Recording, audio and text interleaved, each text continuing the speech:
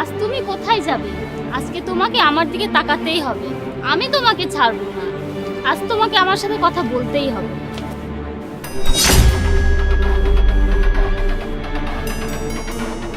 ইমাম ভাই, তুমি অত্যন্ত পরহেজগার একজন মানুষ আর খুব ভালো মানের একজন হাফিজ। তুমি খুব সুন্দর সুরে কোরআন তেলাওয়াত করতে পারো। এলাকাবাসী সকলেই তোমার সুমধুর কোরআন তেলাওয়াত শুনতে 5 ওয়াক্ত সালাত আদায় করতে মসজিদে আসে। এলাকার অধিকাংশ মানুষই তোমাকে পছন্দ করে। আসসালামু আলাইকুম ইমাম সাহেব, আপনি আগামীকাল জোরে নামাজ শেষ করে আমার বাড়িতে দুপুরে খাবার খাবেন। আপনার দাওয়াত রইল, আপনি অবশ্যই আসবেন। ইনশাল্লাহ আমি চেষ্টা করব। ঠিক আছে, আসসালামু আলাইকুম। ওয়ালাইকুম আসসালাম রহমতুল্লাহ। ঠিক আছে ভাই, পরে কথা হবে, এখন যাওয়া যাক। আসসালামু আলাইকুম। কেমন আছেন? আলহামদুলিল্লাহ। কোথায় যাচ্ছেন? বাজারে যাচ্ছি। জোহরের নামাজ পড়েছেন? জি। আমাকে আপনার ভালো লাগে না?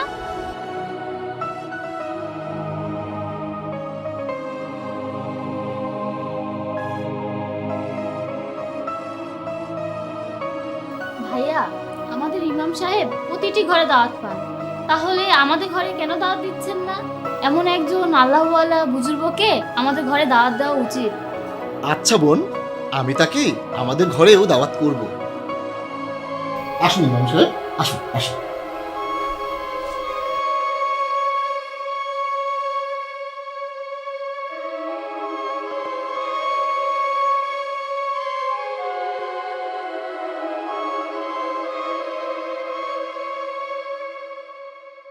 ভাই, তাহলে আমি আসি। আসসালামু আলাইকুম রহমতুল্লাহ। ওয়ালাইকুম আসসালাম।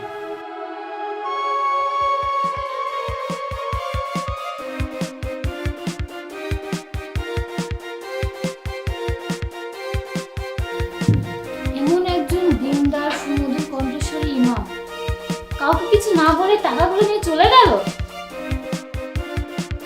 ভাইয়া, আমি ইমাম সাহেবকে পরীক্ষা করার জন্য তার খাবারের প্লেটের নিচে কিছু হাজার টাকার নোট রেখেছিলাম, কিন্তু আমি এখন গিয়ে দেখলাম টাকাগুলো নেই। আমি ভাবছি যে এমন দিনদার ইমানদার ব্যক্তি টাকাগুলো কাউকে কিছু না বলে নিয়ে চলে গেল। কি বলো তুমি?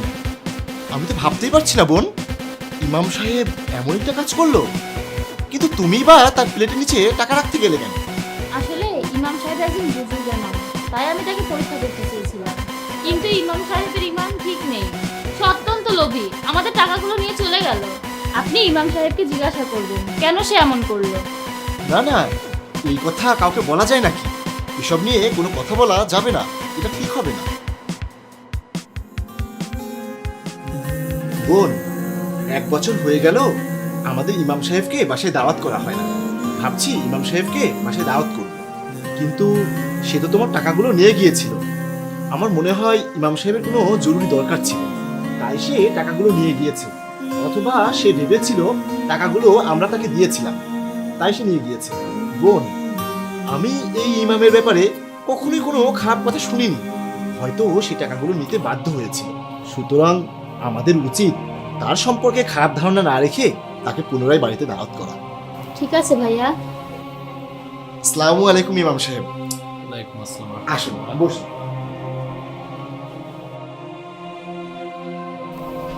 আসসালামু আলাইকুম। ওয়ালাইকুম আসসালাম রহমতুল্লাহ। আপনার কি মনে আছে গত বছরও আপনি এই বাড়িতে দাওয়াত গ্রহণ করেছিলেন? জি, আলহামদুলিল্লাহ, অবশ্যই মনে আছে।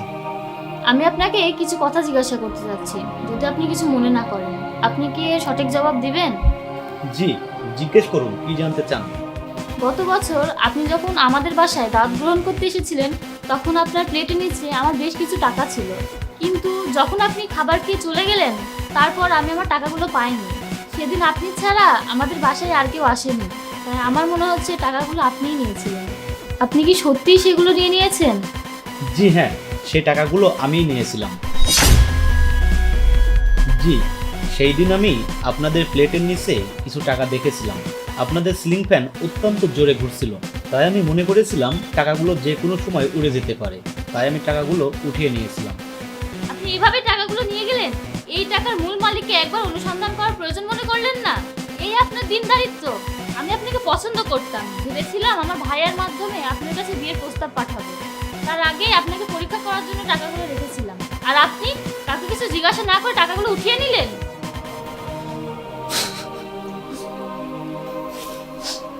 ঠিক আছে ইমাম সাহেব, আমি কিছু মনে করিনি, আর সেই টাকাগুলো আপনাকে ফিরিয়ে দিতে হবে না। আপনি এভাবে কান্না করছেন কেন? আমিও বুঝতে পেরেছিলাম আপনি নিশ্চয়ই আমাকে পছন্দ করেন। আপনি বিভিন্ন সময় আমার সামনে মুখ খোলা রেখেই চলে আসতেন এবং আপনার কথা বলার ধরনে আমি বুঝতে পেরেছি আপনি আমার উপর আশ্বস্ত হয়েছেন। ঠিক যেভাবে আপনি আমাকে পরীক্ষা করার জন্য খাবার প্লেটের নিচে টাকাগুলো রেখে দিয়েছিলেন। আমি এই জন্য এখন কান্না করছি যে আমি ওই টাকাগুলো ওখান থেকে উঠিয়ে আপনাদের রুমে কোরআন শরীফের মধ্যে রেখে দিয়েছিলাম। কারণ আমার ধারণা ছিল এই 1 বছরের মধ্যে আপনি যদি দিনদার নারী হয়ে থাকেন তাহলে অবশ্যই কোরআন তেলাওয়াত করবেন, আর কোরআন তেলাওয়াত করতে গিয়ে অবশ্যই টাকাগুলো খুঁজে পাবেন।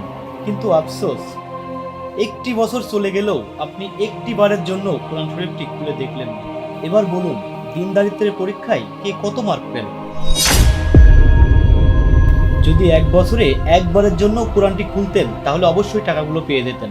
আমার ধারণা ছিল আপনি যদি একজন দিনদার নারী হয়ে থাকেন তাহলে অবশ্যই কোরআন তেলাওয়াত করার সময় টাকাগুলো খুঁজে পাবেন। সুবহানাল্লাহ। আমি অত্যন্ত লজ্জিত ইমাম সাহেব। আমি আর কোনোদিন আপনার সামনে দাঁড়াবো না। আমি আপনার উপযুক্তই না, কিন্তু আমি ওয়াদা করছি ইনশাআল্লাহ আজ থেকে আমি প্রতিদিন কোরআন তেলাওয়াত করব।